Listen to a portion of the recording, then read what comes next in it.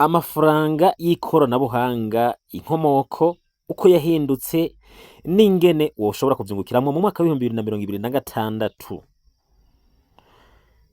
Wari uzi ko isi y'amafaranga yahindutse burundu? Kera abantu bakora amafaranga mu mpapuro, ibingorongoro, ariko uyu munsi amafaranga, amadolari n'amafaranga menshi ari kuri interinete gusa. Muri iyi video ndakwereka aho kiribito yatanguriye, uko yagiye ihinduka n'uburyo ushobora kuvyungukiramwo vuba kandi neza. Ntucikwe, hitamwo ufyonde ubwa mbere subscribe. Ndagusabe ufata akanya ufyonde ako kajambo kanditse subscribe, hanyuma ushireko like, ushobore no kuyisangiza abagenzi. Iyi video uyibike n'ahantu kugira ngo uzofata akanya uyumvirize neza witonze uturiye, kugira ngo umenye ico arico amafaranga y'ikoranabuhanga canke ico twita cryptocurrency canke crypto money. Reka rero tugende.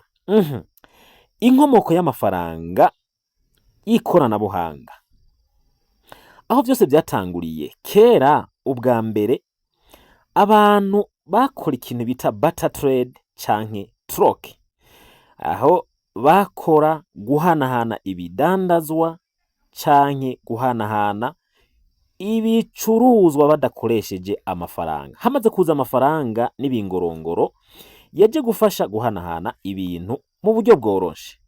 Amabanki yaje kw'isi kugira ngo agenzure amafaranga y'abantu, ariko nubwo izi banki zariho, hari abantu badashaka ko amafaranga yabo aharugwa n'abantu.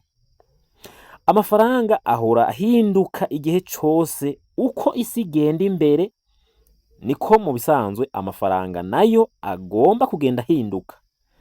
Ibi kugira ngo vyumve neza unabitahure, igihe cose nta myaka 5 hera igihugu cose kidafashe ingingo yo guhindura ubwoko bw'amafaranga. Uyu munsi amafaranga ya digital ni uburyo bushasha bwo kwishura, gushiramwo imitahe no gukora business udakeneye na gatoya banki. Uyu munsi tuvuge kuri cryptocurrency. Yatanguye ryari? Bayitanguje ni bande? Hari mu mwaka uyuhe? Mu 2008 umuntu canke igiti canke umuntu ku giti ciwe canke groupe y'abantu biyise Satoshi Nakamoto basohoye ico twita white paper ya Bitcoin. Avuga uburyo umuntu ashobora kugira amafaranga adakeneye banki canke guverinema canke ubutegetsi. Mu mwaka wa 2009 Bitcoin yatanguye gukora. Abantu bake nibo bayifashe seriye, babifata nk'ishure, baravyiga, babona kuyatunga. Intangiriro canke uko Bitcoin yatanguye yari nk'ubucuruzi bwa experiment, kuko nta numwe yarazi iyo bija niyo bivuye. Ico gihe Bitcoin imwe yari ku gaciro kangana n'ubusa n'uduce tw'amadolari. Hari abantu bafashe bayigura pizza, aho mbere hari umuntu bivuga ko yatanze ibihumbi 10 vy'amabitcoin abigura pizza yariye mu minota idashika 5. Kugira uvyumve neza unabitahure, Bitcoin imwe uno munsi tuvugana iri ku gaciro k'ibihumbi n'ibihumbi vy'amadolari. Aha hari abataza kuntahura. Kugira ngo umuntu ashobore kuyitunga vyagenda gute? Vyaca muco bita Bitcoin mining. Ariko ico gihe twovuga ko ari nko mu buryo bwa archaïque, kuko hakoreshwa ubuhinga bwitwa node canke computer mining, aho udafise computer utashobora kuronka uburenganzira bwo gutunga iyo Bitcoin. Mu nyuma haraje n'izindi, aho twovuga nka Ethereum, twovuga Binance Coin canke BNB n'izindi cryptocurrencies zagiye zivuka uno munsi ziri mu bihumbi n'ibihumbi.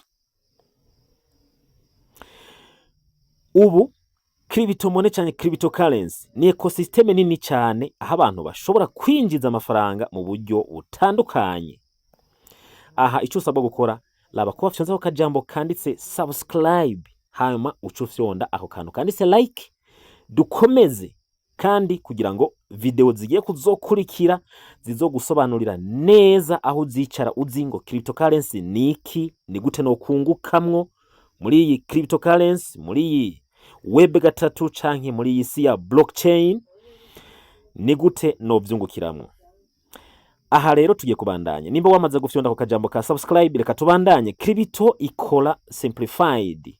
Crypto ikoresha blockchain, ledger ikomeye yandikwamwo amatransaction yose. Nta muntu numwe ayigenzura. Aha tuja kuco bita decentralized. Abantu benshi bafasha gukurikirana transaction, ibyo bita mining validation. Aha abakora mining baraza kuntahura, ariko ndashaka ngo nawe wumvise rino jambo blockchain cyangwa cryptocurrency no munsi ukore subscribe kugira ngo uje ku rugezo rumwe n'abandi. Ico bita mining validation, abakora mining nibaza ko baza kuntahura neza, na cyane cyane abasanzwe bari mu bo bita aba pioneer ba Picoin.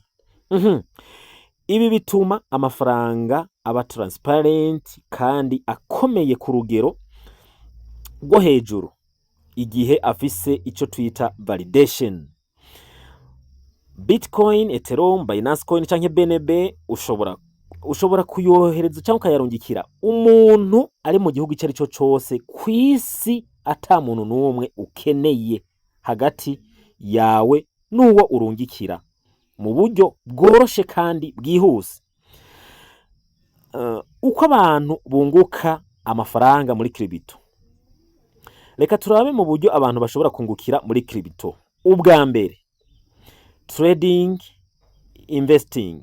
Kuvuga ngaha hari ico bita trading, hariho spot trading, hakaba n'ico bita investing. Ushobora gushiramwo crypto cyangwa uka trading ico bita spot trading, canke ukagira uburyo bwo kwinvestisa muri crypto. Aha no kuvuga ngo uragura crypto ku giciro gito, camara kuduga ukaza kunguka. Dufate nk'akarorero nka Bitcoin iri ku 50, urashobora gushiramo $10, $20, $20, $30, $40, $50, igihumbi, $500 zigashobora kunguka mu gihe wakoze ico twita spot trading. Uburyo bugira kabiri umuntu ashobora kungukira muri crypto nico bita mining. Aha no kuvuga ngo ukoresha imashine, ukaba muri bamwe tweko turavuga hamwe hejuru, ico twita mining validation. Aha no kuvuga ngo uhembwa crypto ubufise computer, ariko no munsi byaroroshe. Mu gihe ufise computer ushobora kuba mu bo bita aba node runner, canke ukaba wo bita miners. Mu bo bita aba miners canke miner, ukamininga ugahembwa crypto. Abamaze kumininga Picoin n'izindi zigiye zitandukanye, nibaza ko aha muri ko munantahura.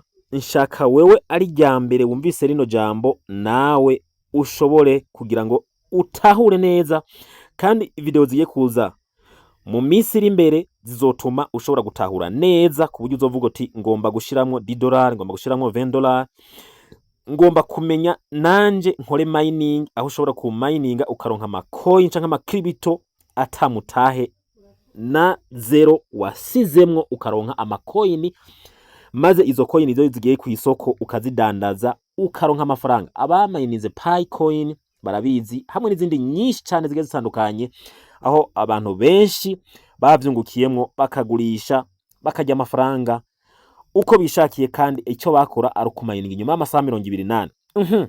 Uburyo bugira gatatu, staking. Aha no kuvuga ngo ufata crypto ukayishira muri system ikoresha network igukorera, ikakuvyarira amafaranga. Nuvuga ngo uronka interest kubyo wa stakinze. Nimba waguze coin canke crypto ukazigura $50 ugacu zistakinga, bagenda bakungukira izindi coin. Aha rero hari uburyo bwinshi bwo kubikora na platform canke application zo kubikoreramwo. Hari zo bita decentralized exchange, hakaba nizo bita centralized exchange, ibyo twita amadex n'amasex. Hano rero ugomba kuba ufise application zizeho, ndavuga nka Binance, KuCoin, Getio, Crypto.com n'izindi nyinshi zigeze zitandukanye, nyinshi cyane gose, aho uteresheje application ukayiverifya hanyuma ukayitunga nka uko utunze WhatsApp ari yawe. Okay, uburyo bwa gatanu hari icyo twita airdrops, icyo twita early project. Aha no kuvuga ngo uja mu migambi ibiriko iravuka ukaja mu hakiri kare. Maze kuja mu hakiri kare bigutuma iyo nka exchanges ziriko ziravuka, zijya twisa amadex n'amasex, decentralized exchange and centralized exchange, iyo ziriko ziravuka zirashiraho project yo gutanga ama airdrops. Aha naho ushobora kuvyungukiramwo mu gihe wamenye izi project ziriko ziravuka, right? Ubundi buryo bugira gatanu bwo kunguka nibwo bita NFT na Web3. Aha no kuvuga ngo ni nukugura ico twita digital asset, hanyuma ukazigurisha zadugije agaciro kakaba kanini, mu gihe wewe wari waguze iyo digital asset ukacuyigurisha imaze kuja ku gaciro kanini. Aha rero tuvuze kungukira muri cryptocurrency, hashobora kubamwo no guhomba, hakashobora kubamwo no kunguka, ariko niyo mpamvu usabwa kwiga gukurikirana urubuga kugira ngo uzogende wunguka byinshi, umenye ibyo ukwiye kwirinda, aho ukwiye gufata riske. Ariko kandi wibuke ko tuvuga ngo risk taker is my money maker, right? So hano hariho ibyo ukwiye kwirinda nk'ivyago, no kuvuga ngo igiciro kirashobora kuduga canke kikamanuka, crypto niko zimeze. Ikindi, hari scams nyinshi cyane ziza ziyitirira, ibyo bigatuma umuntu ashobora kugwa mu vyago vy'uruhombo. Niyo mpamvu ugomba kwiga imbere yo gushiramwo amafaranga. Isi y'amafaranga rero irahindutse kandi amahigwe ni menshi cyane, ariko abantu bazohitamwo kubitahura no kuvyiga no kubimenya no gufata discipline, kandi bakaba abantu barinduka, bashobora kubijamwo hakiri kare, bazoba bake cyane. Ariko wibuka nkuko nari mpeje kubikubwira, risk taker is money maker. Ico rero usabwa gukora ngaha, laba ko bafyonze kajya kantu k'urukumu like nimba ushaka kumenya neza ibijanye na crypto, hanyuma muri commentaire wandike uvuga uti I'm ready, wandike uti ready, hanyuma ntugende udakoze subscribe please. Fyonda kajambo kanditse subscribe kugira ngo ntucikwe na video zikurikira, usangize n'iyi video inshuti n'abagenzi nabo kugira ngo bamenye ano mahigwe muri no terambere ry'isi y'ikoranabuhanga, Web3, blockchain technology, cryptocurrency. Ntuzosigara inyuma n'umugenzi wawe ntasigara inyuma. Laba ko fyonda subscribe hanyuma usangize umugenzi. Ciao, bye bye, duhure mu yindi video ikurikira. Thank you.